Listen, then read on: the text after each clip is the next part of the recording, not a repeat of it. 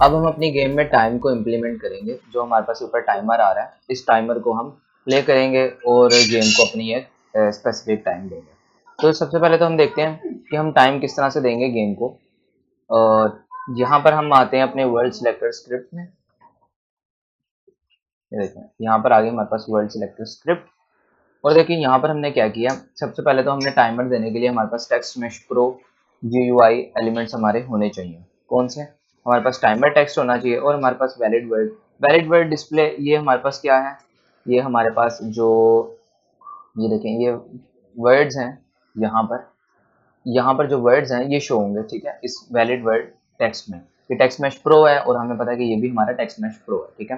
तो देखें लॉजिक हमने क्या यूज किया, हमने टाइमर के लिए सबसे पहले बात की, तो हमने टाइमर्स के लिए क्या यूज किया, हमने टोटल टाइम एक पब्लिक फ्लोट किया और हमने टाइम रिमेनिंग एक फ्लोट जो है उसको डिक्लेयर किया, ठीक है।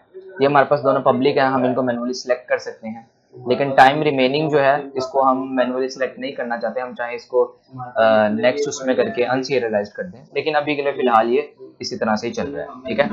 तो अब टोटल लेवल टाइम देखिए हमने क्या किया, हमने सबसे पहले टाइम रिमेनिंग को टोटल लेवल टाइम के इक्वल कर दिया। अभी टोटल लेवल टाइम हम खुद सिलेक्ट करेंगे, जिसपे हमारे पास ये ग्रिड ऑब्जेक्ट है।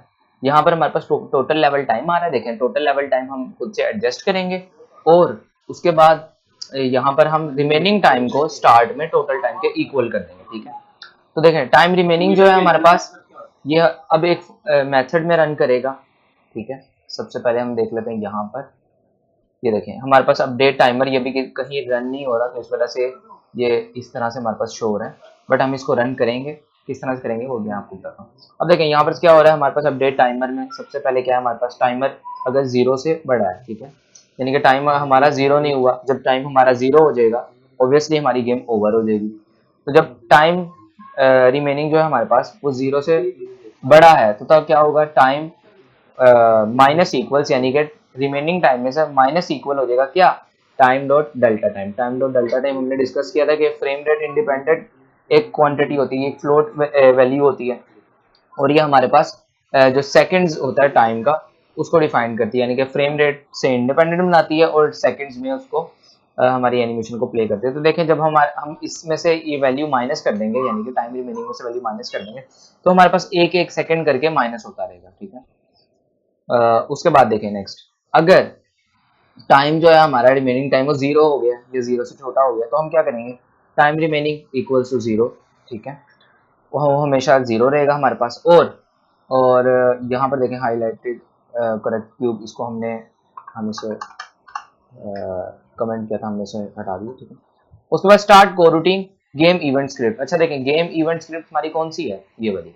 जब हमारे पास टाइम जो है वो 0 हो जाएगा तो ऑब्वियसली हमारी गेम ओवर हो जाएगी, जब गेम ओवर होगी तो हमें गेम ओवर पैनल जो है वो दिखाना चाहिए। तो गेम ओवर पैनल हम कहाँ दिखाएंगे, हम यहाँ पर हमने मेथड भी उसका लिखा था गेम ओवर पैनल का, ये देखिए शो गेम ओवर पैनल। हम इस मेथड को इस स्क्रिप्ट में कॉल कर लेंगे। अब देखें स्क्रिप्ट में किस तरह से कॉल करते हैं, अब इंपॉर्टेंट चीज अब हम देखेंगे। सबसे पहले तो हमने बात की थी कि जो स्क्रिप्ट को हम गेट करते हैं, तो स्क्रिप्ट का नेम जो होता है उसकी क्लास का ही नेम होता है, तो हम उसको उसकी क्लास से गेट करते हैं, ठीक है। ये एक वेरिएबल बन जाता है हमारे पास, देखें उसकी क्लास एक वेरिएबल टाइप, सॉरी उसकी क्लास जो है हमारे पास वो वेरिएबल की टाइप बन गई गेम इवेंट्स टाइप, और नाम हमने दे दिया गेम इवेंट स्क्रिप्ट। नाम हम कुछ भी दे सकते हैं, मैंने इसके साथ स्क्रिप्ट इसलिए लिखा ताकि हमें पता चले कि ये हमारे पास गेम इवेंट जो है वो स्क्रिप्ट है। इनिशियलाइज हमने कैसे किया इसको, game event script equals to find object of type. अब जब स्टार्ट मेथड में हमारी गेम के स्टार्ट में ये वैल्यू रन करेगी, जब ये लाइन रन एग्जीक्यूट होगी, तो क्या होगा हमारे पास स्क्रिप्ट, ये जो वर्ल्ड सिलेक्टर स्क्रिप्ट है ये ढूंढेगी कि कौन सा ऐसा ऑब्जेक्ट है जिसके ऊपर गेम इवेंट्स ये कंपोनेंट लगा हुआ है, ठीक है, यानी कि गेम इवेंट्स टाइप का वेरिएबल जो उसके ऊपर लगा हुआ है, हमारे केस में स्क्रिप्ट है, तो ये जिसके ऊपर भी लगा होगा, जैसे हम यहाँ देख सकते हैं हमारे पास यहाँ ग्रिड पे लगा हुआ है, तो ये उस ऑब्जेक्ट को यहाँ पर गेट कर लेगी, ठीक है, उस ऑब्जेक्ट को फाइंड ऑब्जेक्ट ऑफ टाइप, ठीक है, उसको गेट कर लेगी, यानी कि हमारे पास स्क्रिप्ट का रेफरेंस आ गया। अब नल रेफरेंस हमारे पास एरर नहीं आएगा, ठीक है। और तो फिर हम चलते हैं बिल्कुल लास्ट में, अब देखते हैं हमारे पास क्या है। यहाँ पर हम गेम इवेंट स्क्रिप्ट को कॉल करते हैं जब हमें जरूरत पड़ती है, और यहाँ से शो गेम ओवर पैनल हम इस मेथड को असाइन करते हैं। देखें शो गेम ओवर पैनल जो है हमारे पास आई एन्यूमरेटर टाइप का मेथड है, इसको हम स्टार्ट को रूटीन से ही बुलाएंगे। और आपने याद रखना आपने गेम इवेंट स्क्रिप्ट इस तरह से नहीं करना, इस तरह से गेम इवेंट स्क्रिप्ट के पहले गेम इवेंट स्क्रिप्ट लिखने के बाद वहां से डॉट कोरूटीन मेथड नहीं करना, आपने कोरूटीन पहले कॉल करना है, उसके बाद स्क्रिप्ट का नेम देना है और फिर डॉट उस मेथड का नेम देना है। ठीक है, ये सिंटैक्स है। तो हमारे पास गेम ओवर पैनल शो हो जाएगा। और क्या है हमारे पास, देखें अब हम इस टाइमर को अपडेट करना चाहते हैं। मैं चाहता हूं कि ये हर फ्रेम पर एग्जीक्यूट हो, तो हर फ्रेम पर एग्जीक्यूट करने के लिए इस मेथड को मुझे अपडेट मेथड में कॉल करना होगा। हमारे पास अपडेट मेथड यहाँ पर है, तो हम इसको यहाँ पर कॉल कर लेंगे। ठीक है, या हम इसको नीचे कॉल कर लेंगे, कहीं भी कर सकते हैं, बात एक ही है। हम यहाँ पर कॉल कर लेते हैं इसको। ठीक है, हमारे पास यहाँ कॉल हो गया मेथड, और अब ये कॉल हो गया है। और अब यहाँ पर जो है हमारे पास, अच्छा अब देखें, अब हमारे पास हर फ्रेम पर जो है हम उसका डिस्प्ले भी देना चाहते हैं टाइम का, ताकि प्लेयर को पता चले कि उसके पास कितना टाइम लगेगा। तो हम इस टेक्स्ट मैश प्रो में डिस्प्ले देना चाहते हैं। तो हम क्या करते हैं, देखें सबसे पहले इंट ले लेते हैं। तो हमारे पास यहाँ पर मिनट्स और सेकंड्स आ गए। अब देखें यहाँ पर हमने क्या यूज़ किया, इसको हमने क्या वैल्यू असाइन किया, हम देखते हैं। हमने मैथ एफ, ये यूनिटी क्लास है, ठीक है, यूनिटी की math F dot floor to int. अब ये फ्लोर टू इंट क्या है, ये एक मेथड है यूनिटी की क्लास में जो कि हमारे पास एक पैरामीटर ले रहा है और ये हमारे उस पैरामीटर को, उस वैल्यू को इंट में कन्वर्ट कर रहा है। ठीक है, अब देखें ये पैरामीटर हमने क्या दिया, टाइम रिमेनिंग स्लैश, यानी कि इसको डिवाइड कर रहा है 60 से। ठीक है, हमारे पास मिनट्स आ जाएंगे। और इस तरह सेकंड्स के लिए हमारे पास math F dot floor to int और टाइम रिमेनिंग इसकी परसेंटेज ले लेंगे हम 60 से, तो हमारे पास क्या आ जाएगा, सेकंड्स।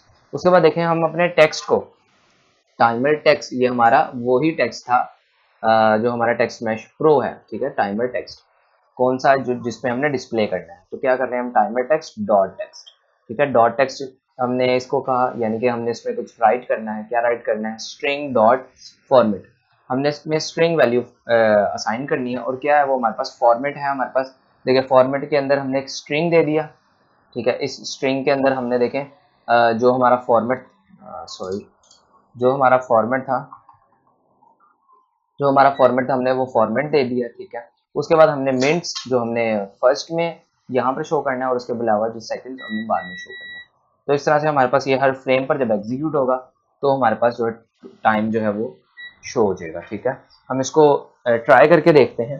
इसी के साथ हम देखें यहाँ पर जो है हमारे पास total numbers of valid words भी शो होंगे। ठीक है, और जितने प्लेयर ने सॉल्व कर लिए होंगे वो भी शो होंगे। तो उसके लिए हमने क्या किया है हम देखते हैं।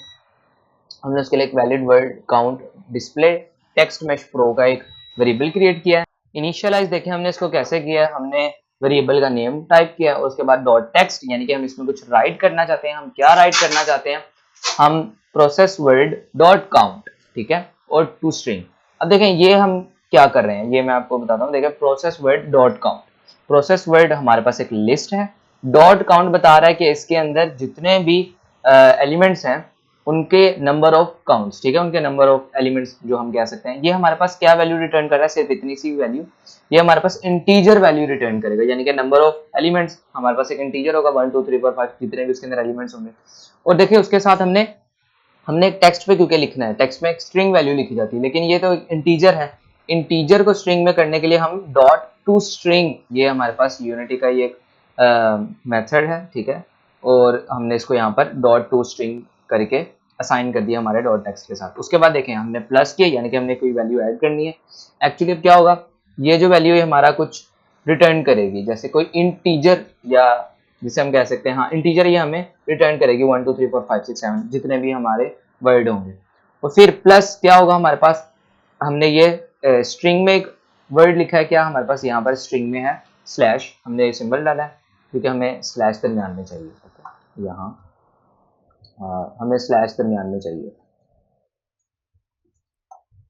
तो इसलिए हमने यहाँ पर स्लैश का साइन दिया और उसके बाद प्लस, उसके बाद हमने प्लस फिर करना था क्या, हमने total number valid word dot count to string, यानी कि जितने भी हमारे पास वैलिड वर्ड होंगे उन सबको यहाँ पर हम शो करेंगे। प्रोसीड वर्ड वो वाले हैं जो कि हमारे पास प्लेयर प्रोसेस करेगा। देखें जो हमारे पास यहाँ पर देखें चेक वर्ड्स हो जाएंगे, जो करेक्ट हो जाएंगे वो प्रोसेस वर्ड्स में ऐड हो जाएंगे, ठीक है, वो वर्ड।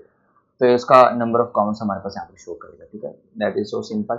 और जैसे ही हमारे पास क्या होगा, कोई वर्ड हमारे पास प्लेयर जो है नया बनाएगा, तो क्या होगा, हमारे पास वैलिड वर्ड डॉट टेक्स्ट दोबारा से इसी तरह से हमारे पास प्रोसीड वर्ड डॉट काउंट इस तरह से, और हमारे पास क्योंकि हमने प्रोसेस वर्ड जो है प्रोसेस वर्ड जिसमें डॉट ऐड की प्रॉपर्टी लगाई है, उसमें भी वर्ड ऐड किया है।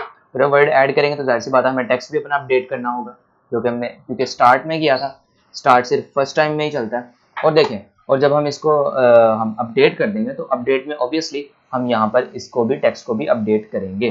तो अगर हम टेक्स्ट को अपडेट करेंगे तो हमारे पास यहाँ जो यूनिटी इंजन है इसके अंदर भी हमारे पास यहाँ अपडेटेड टेक्स्ट जो है वो ही शो होगा। तो डिस्कशन होगी, अब हम इसको प्ले करके देखते हैं। प्ले करने से पहले हमें यहाँ पर जो टेक्स्ट मैश हैं उन्हें असाइन करना होगा।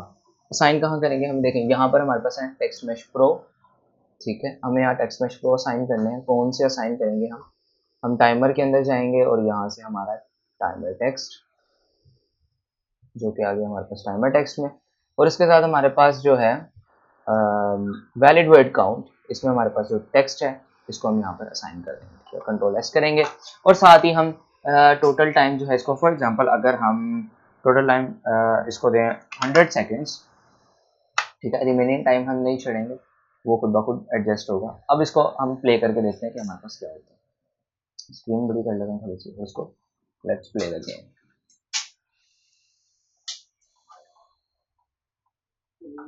ओके, तो आप यहाँ पर देख सकते हैं, यहाँ पर हमारे पास सक्सेसफुली जैसे हम चाहते थे इसी तरह से टेक्स्ट शो हो रहा है। और ये देखें, ये हमारे पास काउंटिंग जो है हमारे पास चल रही है, ठीक है। अभी देखें ये उल्टा चल रहा है, क्यों, क्योंकि हमने यहाँ पर माइनस किया था। अगर हम ऐड करते तो हमारे पास जो काउंटिंग थी वो ऑनवर्ड चलती, ठीक है। अब देखें हमने माइनस किया टाइम टू डेल्टा टाइम से, तो इस तरह से हमारे पास काउंट डाउन जो है ये उल्टा चल रहा है, ठीक है।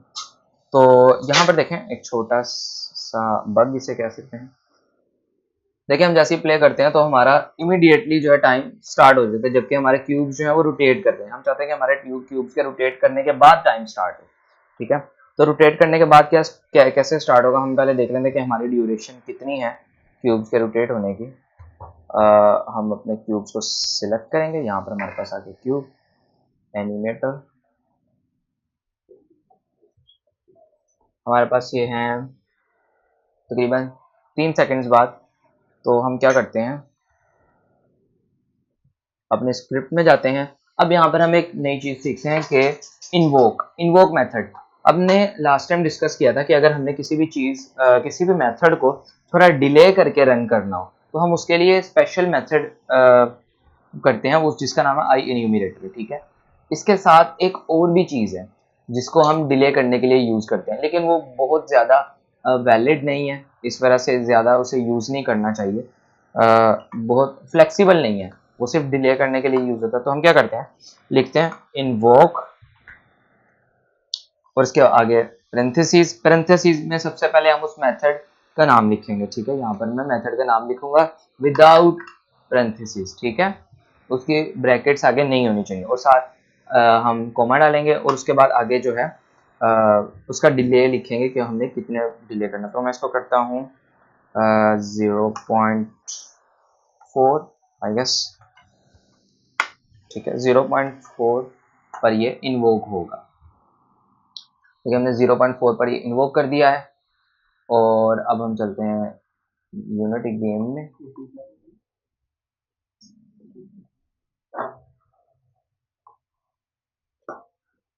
मे be we have made a bit mistake, हमें ये अपडेट में इन्वोक नहीं करना चाहिए था, बल्कि हमने अपडेट में ही रन करना था। एक्चुअली हमने यहाँ पर सेकंड्स बहुत कम दिए थे, जिसकी वजह से वो इमीडिएटली चल गया था। तो देखिए यहाँ पर एक छोटा सा और बग है, अगर मैं आपको दिखाऊं, जैसे हम रन करते हैं अपनी गेम, तो डिस्प्ले देखें टेक्स्ट का जो है वो अभी भी 0 है, ठीक है। लेकिन जैसे ही मेथड हमारा रन करता है तो हमारे पास टाइमर स्टार्ट हो जाता है। तो इसका हम फिक्स हम इस तरह से कर सकते हैं कि हम इस मेथड को स्टार्ट मेथड में भी रन करवा दें, क्योंकि जब स्टार्ट मेथड रन होगा तो हमारे पास क्या होगा, स्टार्ट मेथड के साथ ही इसका डिस्प्ले स्टार्ट हो जाएगा सिर्फ एक मरतबा के लिए। उसके बाद अपडेट मेथड में हमारे पास ये कंटिन्यूसली जो है वो चलता रहेगा, ठीक है। तो ये हमारे पास इस तरह से मेथड आ गया। और जब हमारे पास टाइम ओवर होगा तो हमारे पास ऑटोमेटिकली गेम ओवर पैनल जो है वो शो हो जाएगा। हम इसको भी चेक कर लेते हैं कि हमारे पास गेम ओवर पैनल शो हो रहा है कि नहीं। हम यहाँ से टाइम जो है इसको हम 5 सेकेंड कर देते हैं और इसको स्टार्ट करते हैं।